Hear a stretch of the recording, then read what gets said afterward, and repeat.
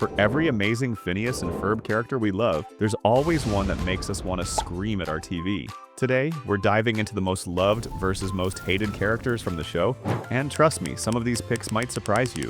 So, let's get into it. Starting off strong, we have one of the best animated villains of all time, Dr. Heinz Doofenshmirtz. Dr. Heinz Doofenshmirtz. Probably the funniest villain in cartoon history.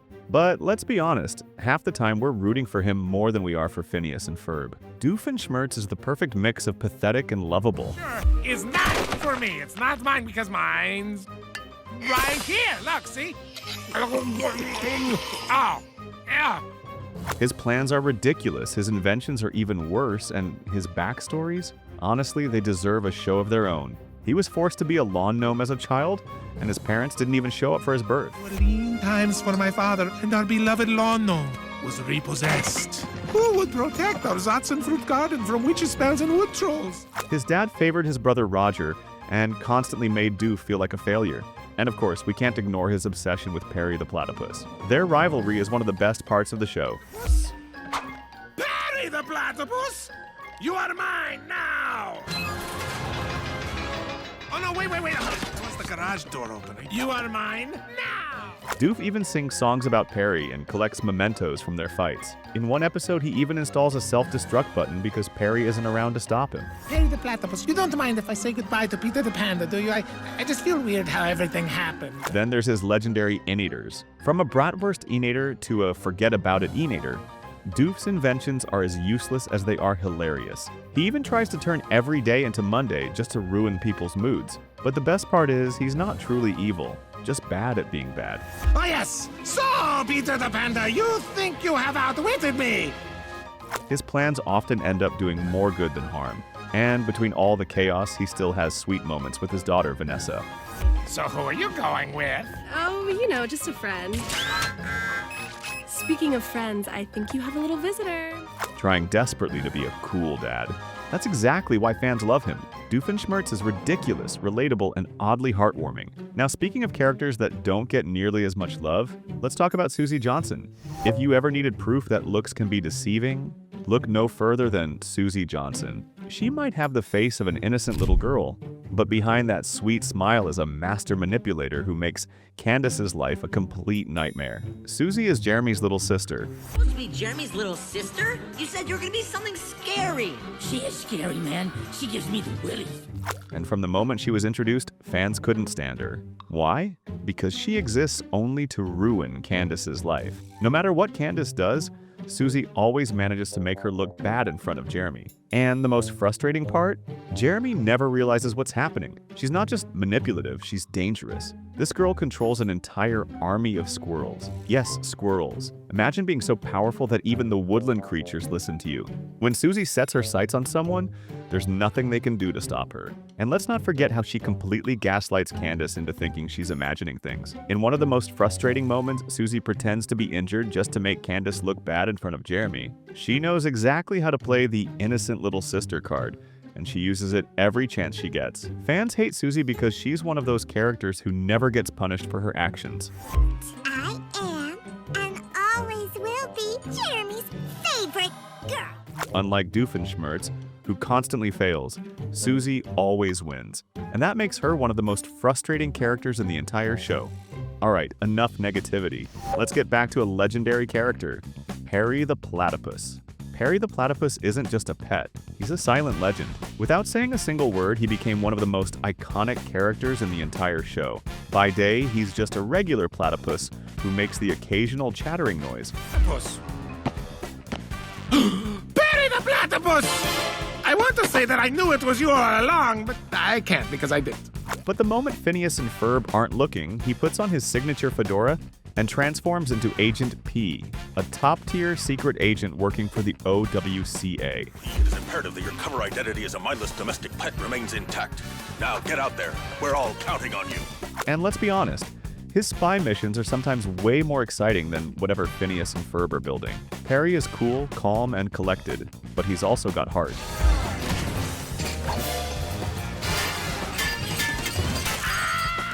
His relationship with Doofenshmirtz is hilarious because deep down, you can tell he actually cares about him. Even though he defeats Doofenshmirtz every single day, he never really hurts him. Hey, why did you Harry the platypus?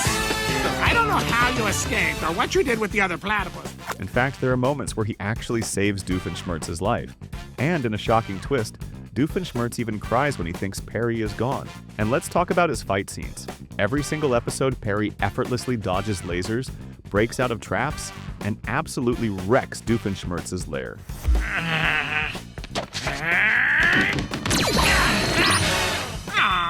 He even fought an entire army of evil robots alone.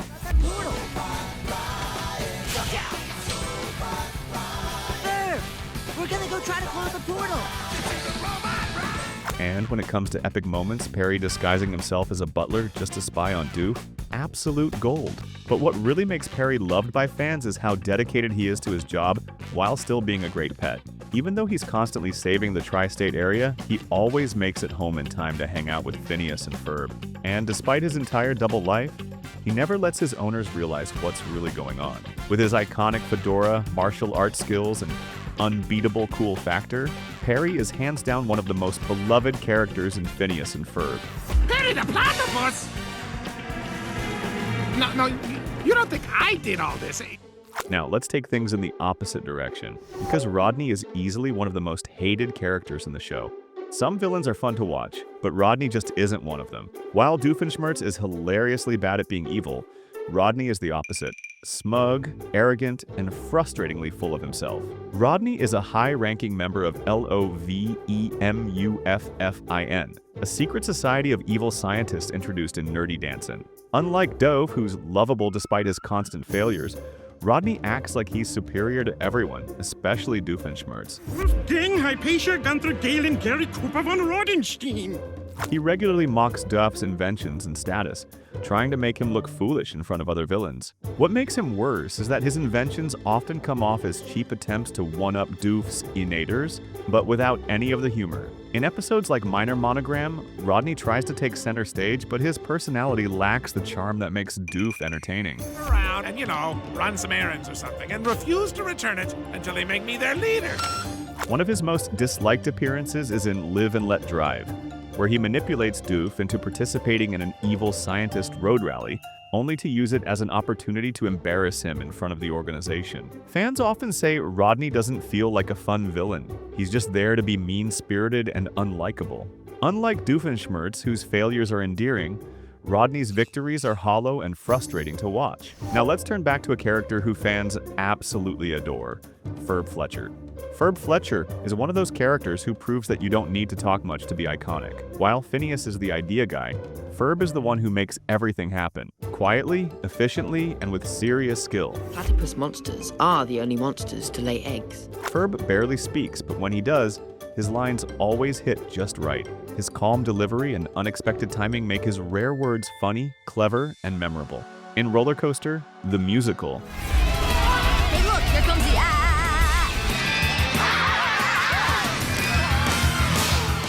Ferb not only speaks but sings and plays instruments, showing just how versatile he really is. But it's not just about his words. Ferb is a mechanical genius. He's the one building roller coasters, time machines, giant robots, and pretty much everything else Phineas imagines. When the boys build a massive time machine, it's Ferb handling the complex mechanics. He also helped create a citywide water slide system without breaking a sweat.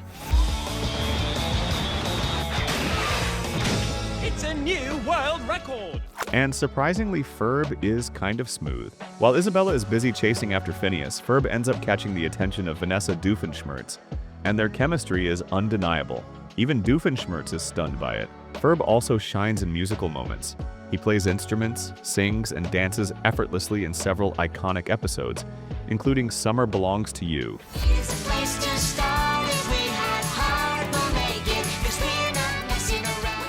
He even joins in a full Bollywood-style number with complete choreography. What makes Ferb so loved is his combination of talent, mystery, and quiet humor.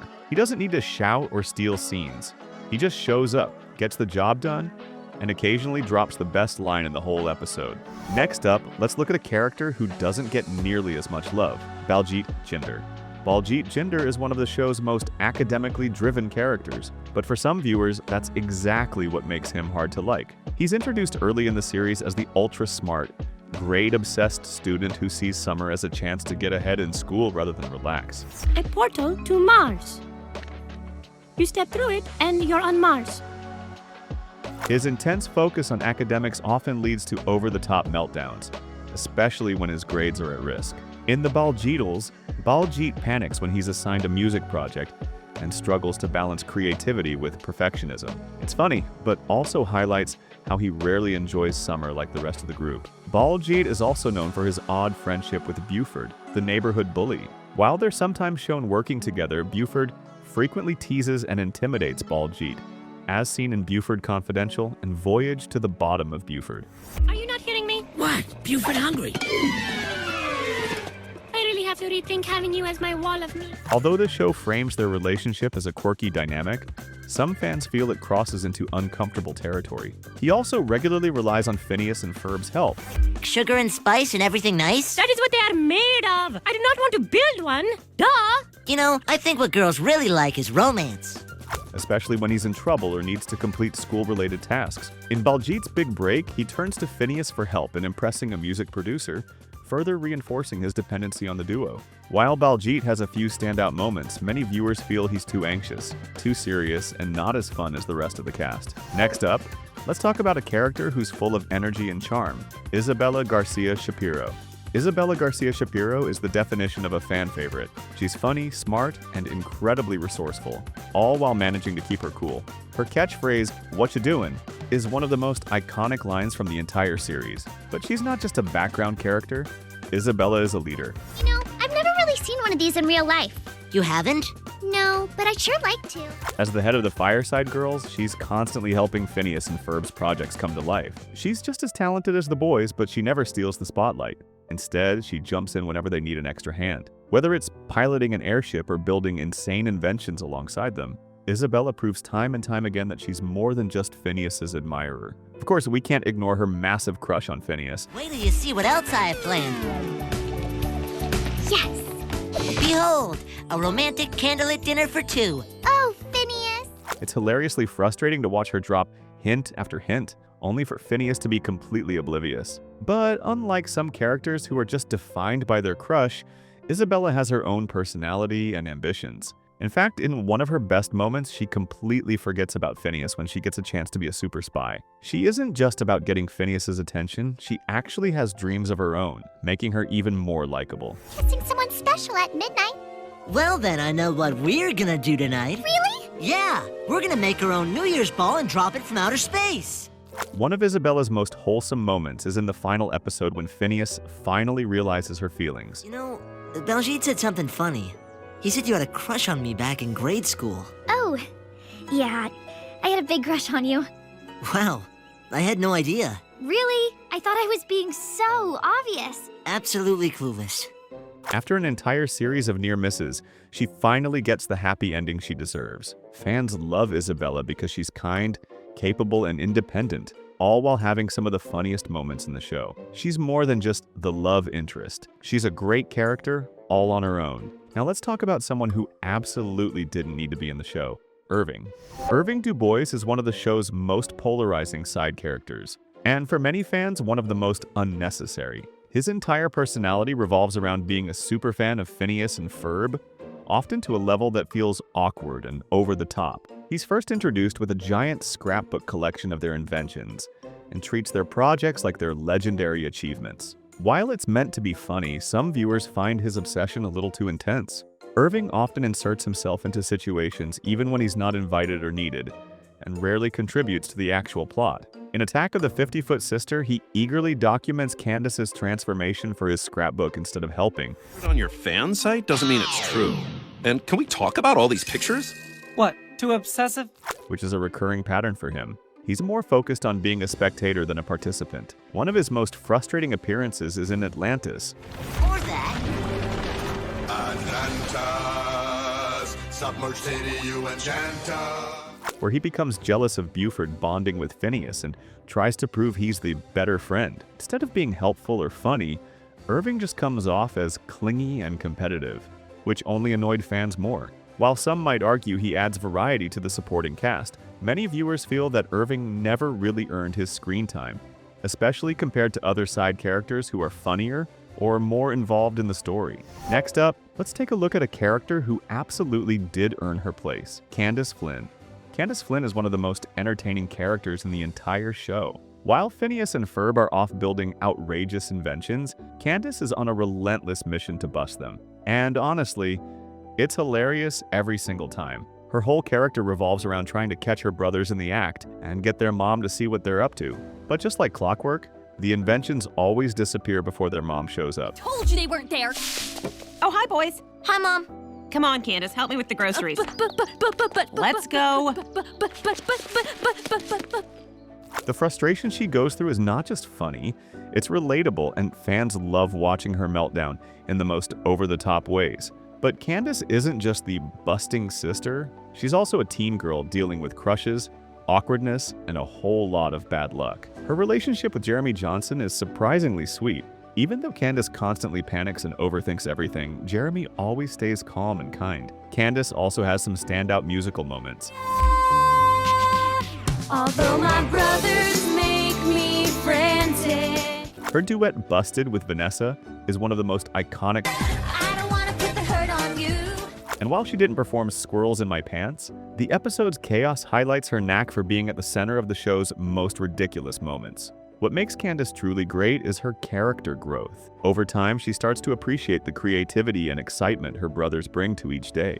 In the series finale, she finally gets what she always wanted, busting them over and over again. But then she realizes it actually makes her life miserable. That moment shows just how far she's come, and it's why fans love her. Candace isn't just comic relief, she's a fully developed, dynamic character. But not every character saw that kind of growth. Next up is Buford Van Stomm. Buford Van Stomm is introduced as the classic schoolyard bully, always acting tough and ready to throw a punch. In Raging Bully, he challenges Phineas to a thumb wrestling match and shows off his intimidating persona early on. That can't feel good. Hold on to your seats, folks. This one's gonna be brutal. A big part of Buford's presence in the show revolves around his strange friendship with Baljeet. Although they spend a lot of time together, Buford often teases or bullies him, usually for comic relief. Their dynamic is explored further in episodes like Buford Confidential, where Buford shows a more emotional side but still keeps up the tough guy act. The show tries to play their relationship as a quirky frenemy bond, but some fans feel it crosses into uncomfortable territory at times. While Buford does soften up as the series goes on, he's still known for his unpredictable behavior, switching between being a loyal friend and a grumpy troublemaker. In Voyage to the Bottom of Buford, the audience gets a glimpse of his softer side when he goes on a mission to rescue his pet goldfish, Biff. It's one of the few moments that humanizes Buford beyond the bully stereotype. You did it, Biff! We're number one! Congrats, guys! While Buford is a recurring member of Phineas and Ferb's group, some viewers find him less enjoyable than the rest of the cast, mostly because his development feels inconsistent and sometimes forced. Now that we've covered all the most loved and hated characters, let's wrap things up. Some characters made Phineas and Ferb legendary, while others made fans wish they never existed. But who's your most loved and most hated? Drop a comment, and if you're still here, hit that like button. Or Doofenshmirtz might build an annoying character in Nader. Now, if you like this, watch one of our other videos. You'll love it.